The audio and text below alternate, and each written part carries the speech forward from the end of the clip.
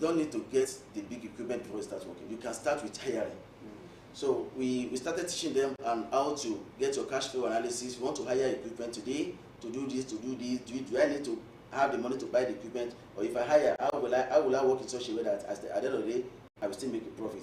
So we started teaching them so that from small scale, once the cash flow is improving, because what bank needs to give you loan is they just want to ensure that what you are doing, the cash flow can actually take whatever you want to be able to service the loan you are.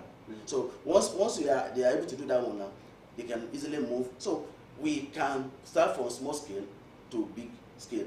Secondly, what I realized there is, I think it's high time our federal government take the active stand on this issue. Like if you look at it properly, we have a lot of Chinese companies in Nigeria. Why are they moving into Nigeria? The reason is this: in China, their government are giving them zero interest loan. That means if you take $1 billion US, you are not going to pay any kobo on that $1 billion US. So once you are working, you start paying the money back. But in Nigeria, if you go to a bank now, if you want to take $1 billion naira, the interest that you put on the money for you, we even discourage you from. So if they can have it in such a way that the interest on any loan taken from mining operation will be minimal, it will allow people, because we have abundance of that mineral. But the main obstruction there is the loan to start the operation. Financing is the major problem. Secondly, we are asked to, with the recent solid mineral development fund established, we have it is between solid mineral development fund and the Bank of Industry. You can access up to between 4 and 5 billion naira for mining investment. But the condition attached to it is such a way that no lecturer or no fresh graduate or no individual can access it, because they have that condition that discourage people from having that obtaining that loan. So they should make it as flexible as possible, provided they realize what you want to spend the money on. How flexible would you have wanted it to be? Now, if you have a mining license and they realize this is the mineral you want to mine, you should be able to use that license to obtain the loan. But they can do it in such a way that they will not release the money for the investor. If I want to buy equipment A, it is the bank that will buy the equipment and make sure the money is used for that equipment. If they want to buy a crushing plant, it is the bank that will buy the crushing plant for them. They should not release the money for them, but they should give them flexible access to the money. So, and that's why I say flexibility is a germane on that investment. Another challenge that we also have, especially in Nigeria, is the issue of illegal mining. The miners are also professionals, but are doing it illegally. So, don't you see this as a challenge? We are no more calling them illegal miners. We call them artisanal and small scale miners. Because if you call them illegal, that means you are trying to discourage them from what is giving them their daily. Why do we call them illegal? Because we believe they don't have license on what they are working on. But the reason why majority of them don't have that license is they find it difficult obtaining license on that area. Now that is why the federal government developed this artisanal and small scale mining organization for them, that you can come together, have a small scale mining license that can allow you to work on that. At least once they started that one now, the issue of illegality is becoming minimal. Though you don't, in Nigeria, you can't have a perfect situation, but to some extent, the legality is getting down gradually. So what does it take to have that license? I ask you because as we speak, we still have the issue of illegal miners all over, especially in Ondo State, in the area. So I ask if it's also cumbersome to get that license. Before, because we have review in the payment, the license payments in my cadastral, that people are contesting seriously now. Before that review, if you want to get a small-scale mining license for 15 cadastral units, you cannot pay more than 300 to 400,000 naira.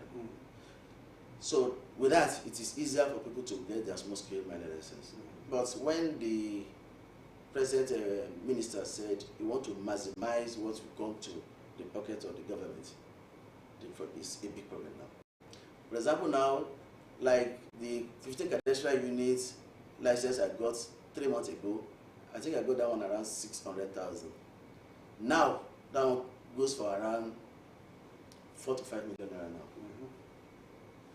And that is why people are really contesting that. Because if you say you want to discourage illegality, and you are putting much charge on the license, definitely people will not come to have license anymore.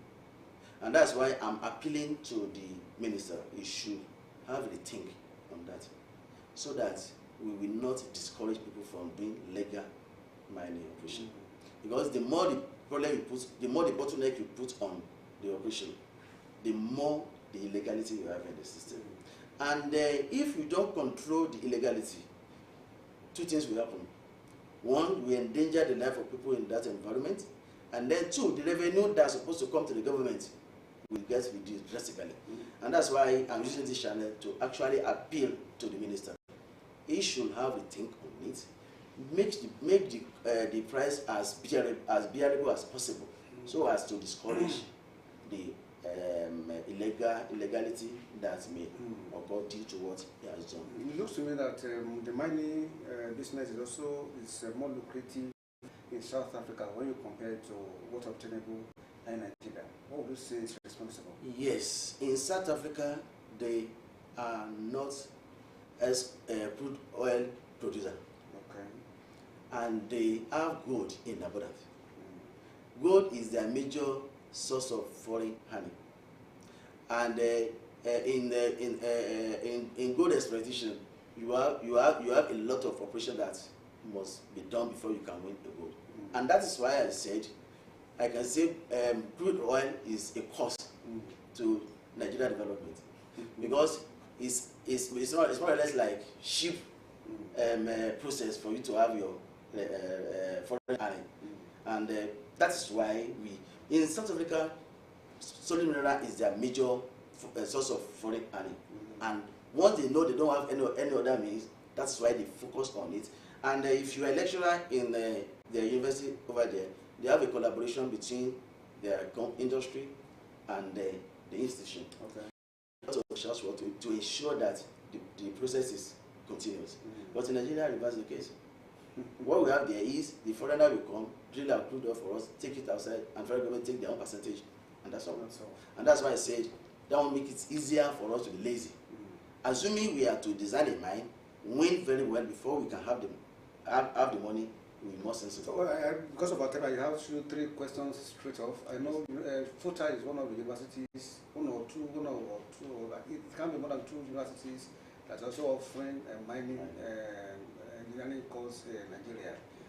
Why is it so? Is it because the students show, because we do not have lecturers who can also take us through? Because if you have that sector and you do not have people who are going to work there, it's going to be another problem, another challenge. And again, why is it that or what's your take about the prospect of mining industry in Nigeria as we're also going to the new year? Let me start from the first question. As at now, we are having mining departments coming up in many of our universities now. Like Zaria is starting now, Edo State University is starting now, Christ University is starting now. But when I was doing my undergraduate days, FUTA is the only university doing mining. And if you look at the trend of events, mining came late. You have geology, you have others. Because these white men, they want us to have thorough knowledge of mining sector. They want to confine it to their own use alone. Because you can only have an idea of something if you know about it. So, and that is why they allow it to come late. But luckily enough, with the way things are going on, coming up now, many of the schools are trying to have mining industry. Then the future of mining in Nigeria. Presently, we've not started any major mining activities in Nigeria. What we call mining, the mining of limestone for cement production, mining of granite for agri production, the mining of dolomite for feed production. You can see those are the 3 major minerals we are mining heavily. But others, we left them unattended to. We have the purest bitumen in Nigeria, the 3rd largest deposit in the whole world. We have it there, nothing is underneath. The future is there if the government are committed. Both, and that's why I say the government are, both the federal and the state. If you wanted to move forward, the federal government should do their own aspect very well.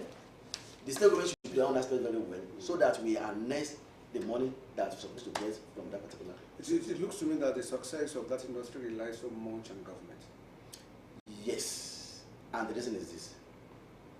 So the private sector cannot help at all? They can help, provided the government give us conducive environment. How do you make conducive environment? Now, one, like the issue I said about the bottleneck on the money for license, okay. They should make it as flexible as possible.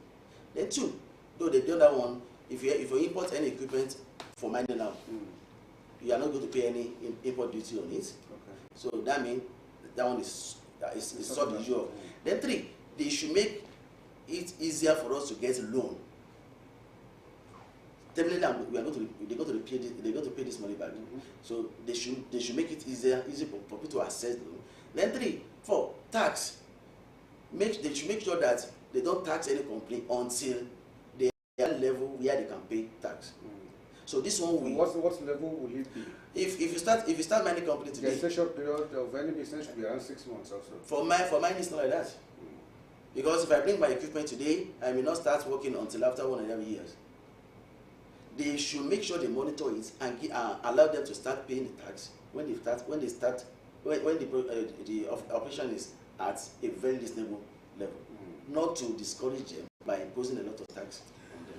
The last 25 minutes, I'll be speaking with Professor Muhyiddin Alade Saliu, head of Department Mining Engineering in Futa, also a corporate member of Nigeria Society of Mining Engineers, corporate member of International Society of Applied Explosive Engineers, and also a member of Koren. I want to thank you so much for sharing your thoughts with us on the show today. Thank you very much. It's a pleasure having you. Thank you very much, sir. Osrc is going to be